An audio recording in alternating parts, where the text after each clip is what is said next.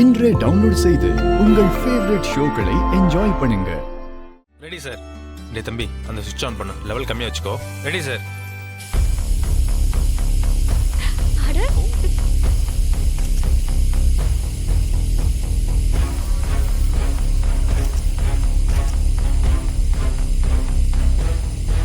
Sir கொஞ்சம் left.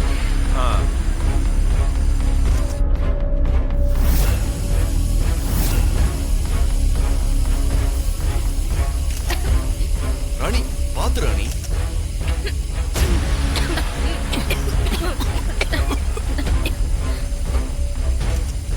என்னங்க இவ்வளவு போக வருது? சார் தான் பாக்குறேன் சார்.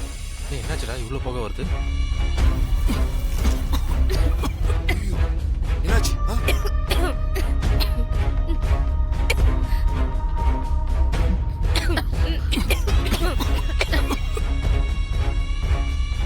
என்னோட மந்திர சக்தியால வீடு முழுக்க புகை வர வச்சுட்டேன். இதுதான் சரியான நேரம். இந்த சந்தர்ப்பத்தை பயன்படுத்தி ராணி கையில இருக்கிற அந்த மொபைலை எப்படியாவது எடுத்துரு. இரு, இனிமே நாங்க பாத்துக்கிறோம். ராணி ராணி கொஞ்சம் பாத்து ராணி. என்ன பைத்தியக்காரத்தனம் இது?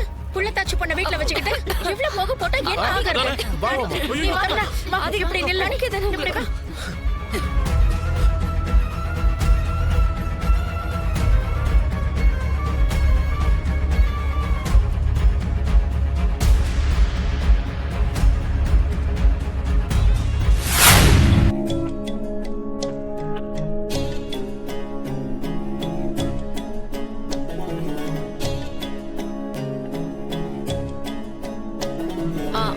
ராணி, நீங்க இந்த மாதிரி நேரத்துல ஓவரா ஸ்ட்ரெயின் ஆக கூடாது. ராணி, டாக்டரே சொல்றாங்களே கொஞ்சம் அமைதியா இரு.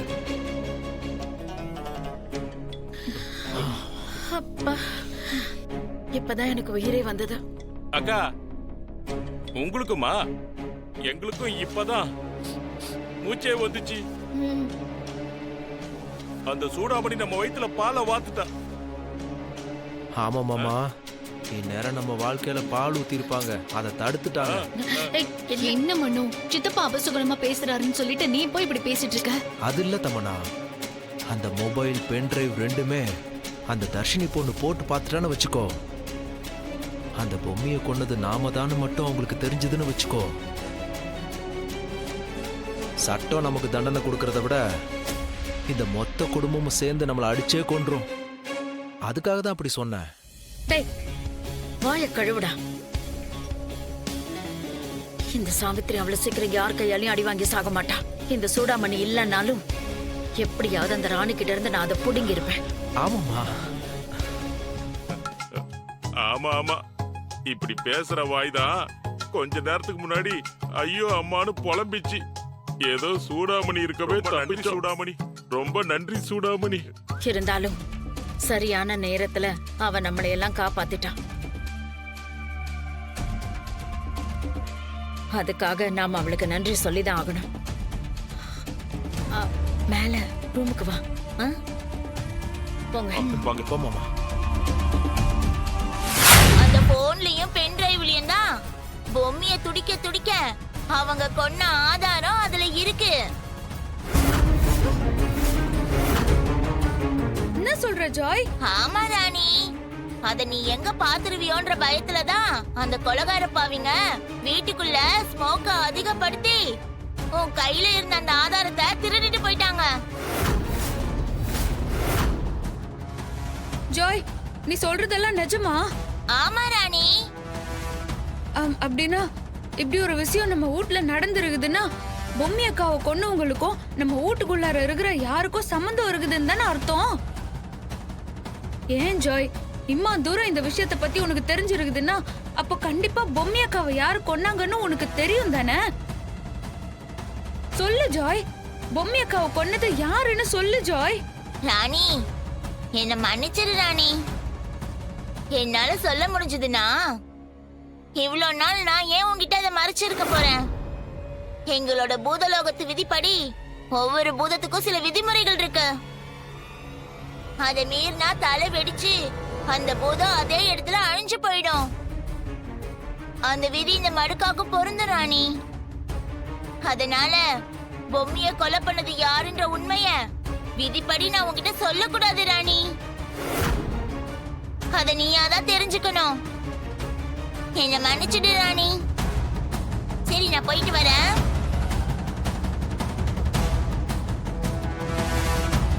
ராய்,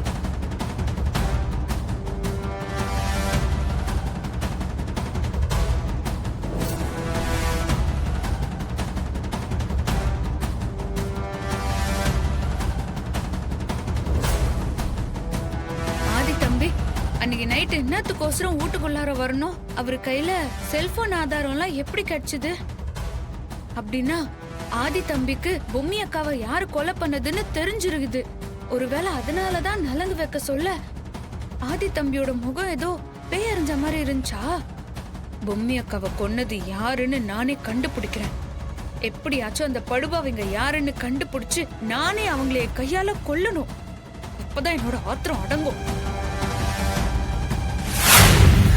என்ன சூடாமணி, எதுவுமே சொல்ல மாட்டேங்கிற?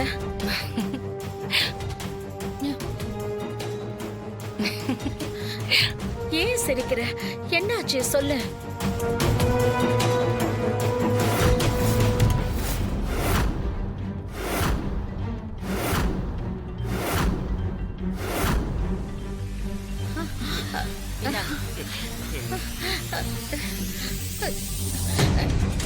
டேய் மனோ, இதானே?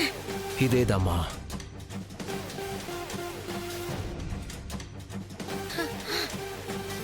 இதுதானே அந்த ராணி கிட்ட இருந்து தட்டி பறிக்க சொன்னீங்க? ஆமா சூடாமணி, ரொம்ப நன்றி. நீ எங்களுக்கு எவ்வளவு பெரிய உதவி பண்ணிருக்க தெரியுமா? உனக்கு சாகுற வரைக்கும் நாங்க எல்லாரும் நன்றி கடன் பட்டிருக்கோம். எனக்கு புரியுது. இனி நீங்களா கவலைப்பட வேண்டாம். ஐயோ, நீங்க இத ராணி கிட்ட இருந்து பறிச்சிட்டீங்கன்னு தெரியற வரைக்கும் எங்களால நிம்மதியாவே இருக்க முடியல. அத மட்டும் ராணி பாத்திருந்தான்னா எங்களோட நிலைமை என்ன ஆயிருந்திருக்கோனே தெரியாது. ஆமா சூடாமணி, அந்த ராணி இருக்கிற வரைக்கும் எங்களுக்கு நிம்மதியே இல்ல. எப்ப பார்த்தாலும் பயந்து பயந்து சாக வேண்டியதா இருக்கு. அந்த ராணியோட பெரிய சப்போர்ட்டே அந்த பொம்மி தான். பொம்மி இருக்கிற வரைக்கும் அந்த ராணியை நம்மளால எதுவுமே செய்ய முடியாது. ஆமா சூடாமணி, அது மட்டுமா, அந்த ராணியோட வயித்துல இருக்கிற அந்த தசாவதானி குழந்தை மட்டும் சொன்னபடி பிறந்துடுச்சுன்னா எங்களோட சாவை யாரு நினைச்சாலும் தடுக்கவே முடியாதுன்னு உங்களை மாதிரி எங்களுக்கு ஏற்கனவே உதவி செஞ்ச பெரிய பெரிய மந்திரவாதிங்க எல்லாருமே சொல்லிட்டாங்க. நாங்க 4 பேரும் ஒவ்வொரு நாளைக்கும் செத்து செத்து பொழைச்சிட்டு இருக்கோம். ஒரே ஒரு விஷயத்த நீங்க நல்லா புரிஞ்சுக்கணும். விதிப்படியோ இல்ல இயற்கைப்படியோ ராணிக்கு சுகப்பிரசவம் ஆயிடுச்சுன்னா கண்டிப்பா நீங்க சொன்ன மாதிரி உங்களோட மரணத்தை யாராலையும் தடுக்க முடியாது.